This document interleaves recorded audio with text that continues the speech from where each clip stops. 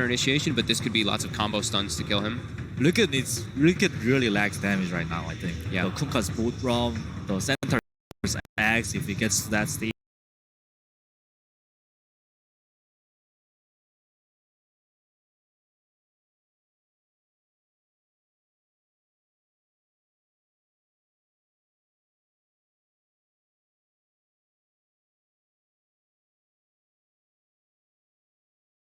Interesting on the Tinker though. It's won 100% of the 100% games, I think, so far. How many times has it been picked? I think 3 or 4. Okay. Actually. Yeah, it hasn't. Yeah, it's been picked quite some time, but not a lot.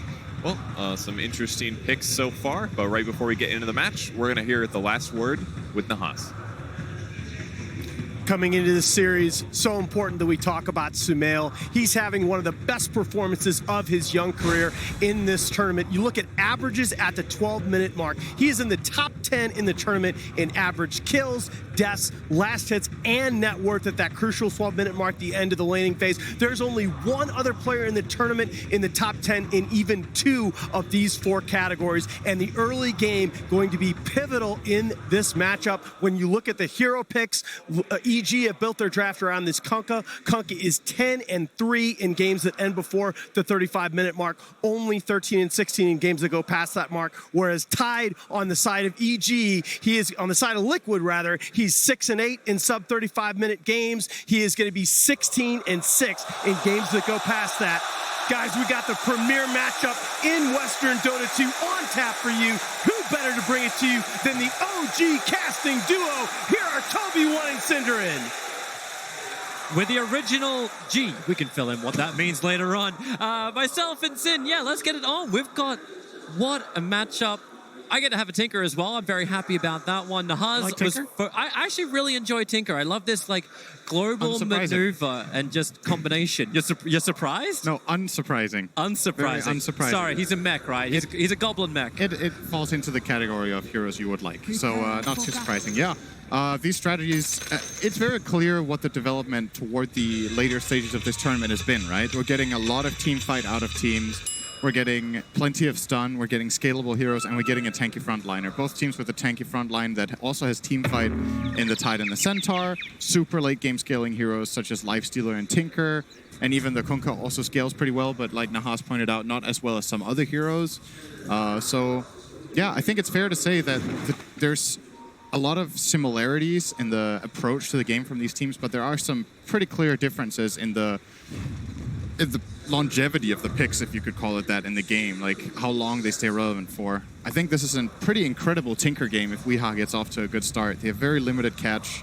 The only real way they have of finding Tinker is a Tinker Ward into X-Mark, or maybe a Lens Lina stun or a Centaur Dagger, but there's none of those like classic flat-out give vision heroes like Zeus or Spectre.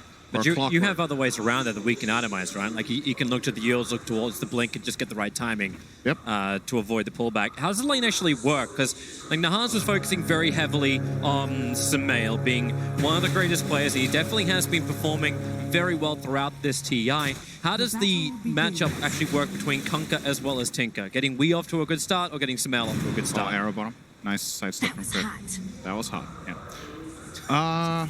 I don't have too much experience with this matchup, actually. I feel like it should be relatively even, maybe slightly Tinker favored, and that's all that Tinker wants. I mean, of course, it's great if you can stomp your lane, right? But most mid heroes in the current meta don't really get destroyed anymore. We don't see these extremely one-sided mid matchups, at least we haven't lately.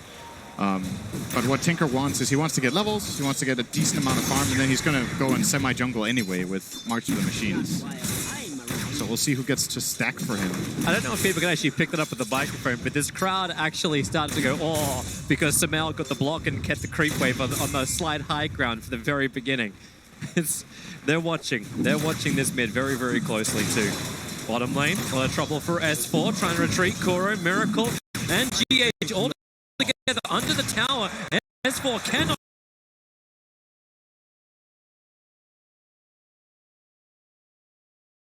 tank through this. Miracle will spill the first blood, getting Liquid off to a good start. And in the meantime, Crit was pulling the wave, so S4 probably could have maybe avoided this death, playing a little bit safer. but he will rejoin the lane. Top lane 1-on-2 for Tidehunter against the Shadow Demon as well as Lifestealer. Curious to see if Mind Control chooses to skill up Kraken Chill as a solution for this harassment from the Shadow Demon. For now, he's holding his skill point, and now he will be getting help. So Mirana showing up from GH. Wants to arrow the Arteezy. I don't know if he was going for that, if he wanted the big creep. I think he wanted the big creep. He was trained by Angelina Jolie just around the corner of the creep to hit Arteezy. But it doesn't hurt him too much. He has the Stout Shield. Tanking the creeps is not too bad.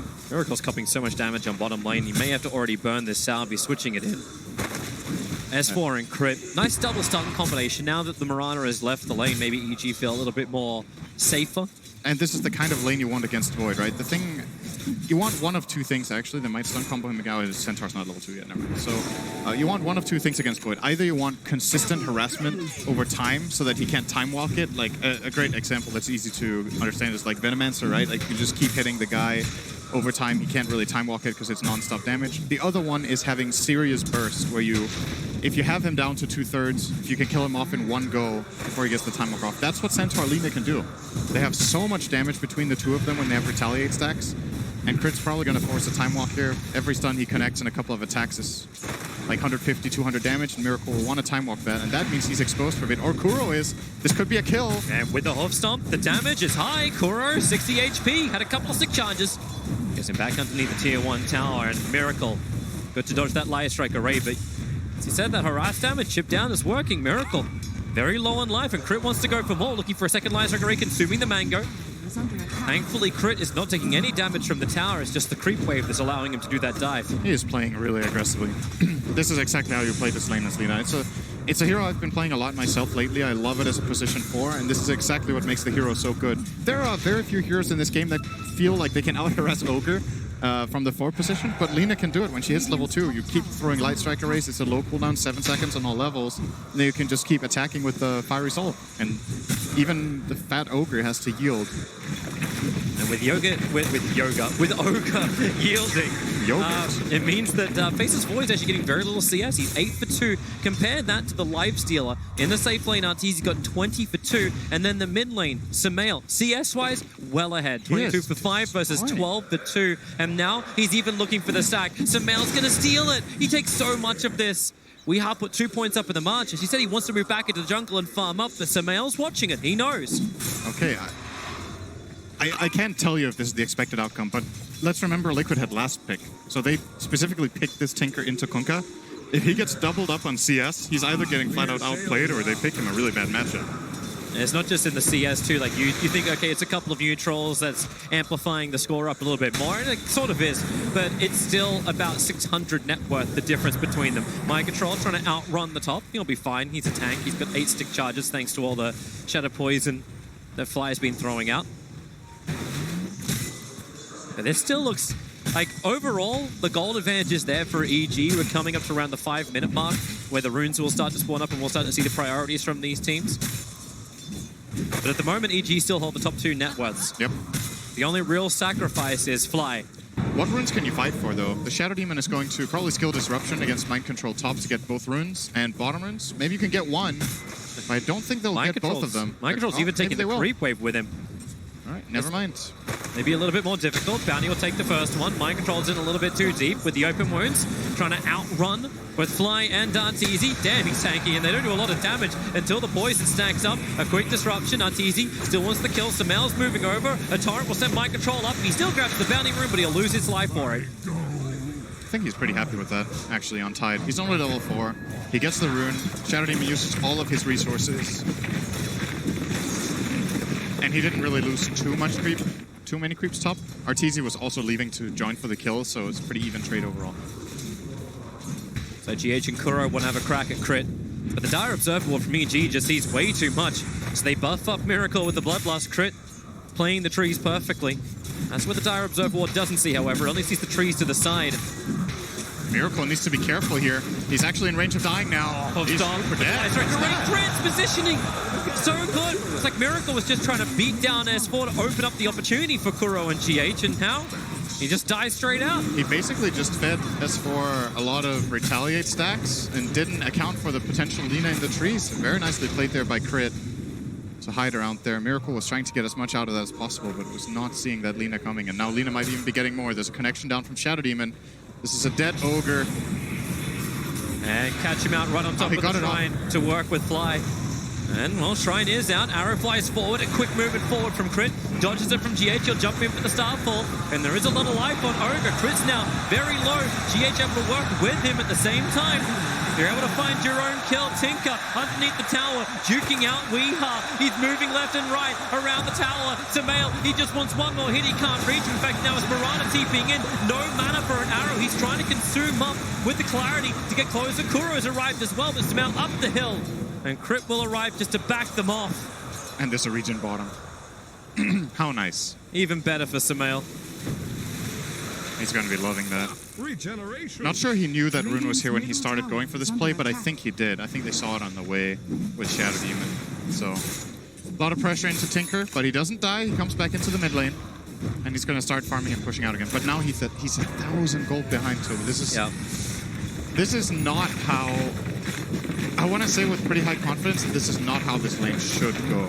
It should be better for Tinker. Maybe I'm wrong about him drawing, but losing by 1k at 7 minutes without a kill? It feels like, oh man, bottom lane, Samael actually at the torrent timing. Miracle can't jump away in Samael. 4 points up in Tiebring is more than enough to crit through Miracle. But I'm kind of with you on that point where it's like, yeah, you feel like it should have gone better, but it feels like there should have also been someone to work with Weeha to actually gank it up. But these supports from Team Liquid, it's like there's been no presence, just a straight one-on-one duel so far. And when that happens, Samael always seems to come out on top. Yeah, they committed a lot of their time from their supports to protect